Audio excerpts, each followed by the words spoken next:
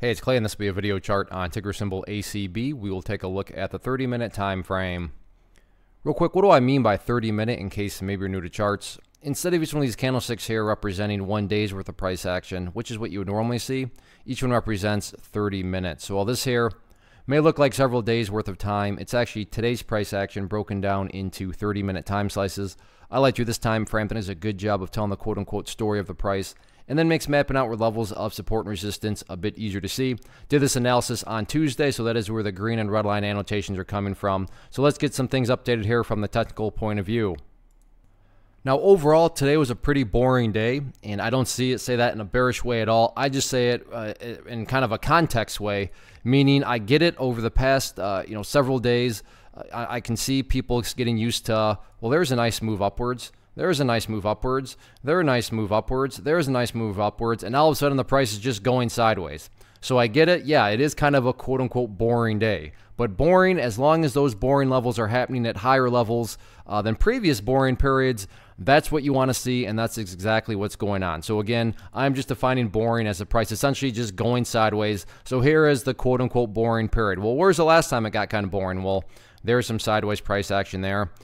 There's some sideways price action down there. And I'm not trying to insult your intelligence, prove the point. But you can see here that each of these boring periods let's try that again. You can see that each one of these boring periods do keep getting higher and higher than the previous one.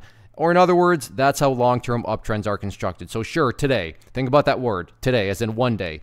In one individual day, yes, it was kind of boring, but looking at multiple days, as we're doing here, you can see that the price still has an opportunity to build that higher base and then continue on upwards with the overall uptrend. To assign a little bit more numerical values here, the levels of support I've talked about that still totally pertain. You have this green line here representing $6.80, and then that preferable area of support, that purple line, the 50 period, and you can see so far so good. The price is doing a fantastic job of sitting right at that level. So going into Thursday, it's kind of a question of will the price get a nice bounce off from there? If not, then yeah, it would not be shocking at all to see the price go down to at least $6.80.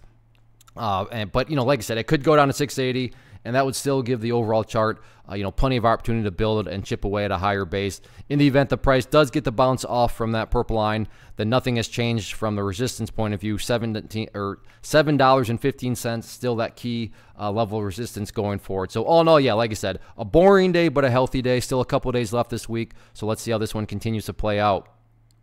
One of the biggest questions that I get is, hey Clay, how do you find the stocks that you trade? So what I've done is put together a free resource guide where I talk about the tools that I use to locate stocks that I find interesting and think may have potential. So if that sounds like something that could add value to you as a trader, then click on the image that is up on the screen right now and I will email you the guide. The guide itself is very short and to the point, and best part, it's completely free. Thanks for watching the video. Let me know if you have any questions.